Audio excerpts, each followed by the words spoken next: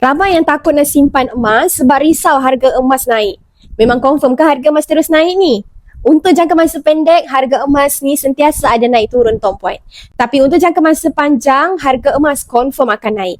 Harga emas dari RM35 per gram, hari ni dah cecah RM500 per gram tuan puan.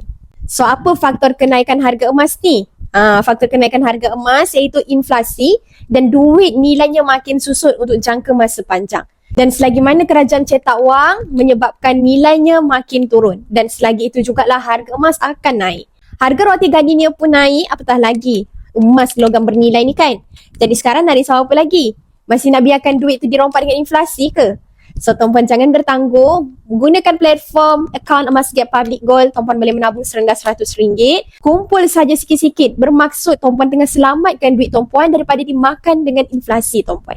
So klik link di bio, daftar akaun emas secara percuma, nanti Fad akan bantu tuan-puan dengan sebaiknya. Teruskan follow Fad untuk dapatkan lebih banyak ilmu simpanan emas dan juga kewangan. Semoga bermanfaat.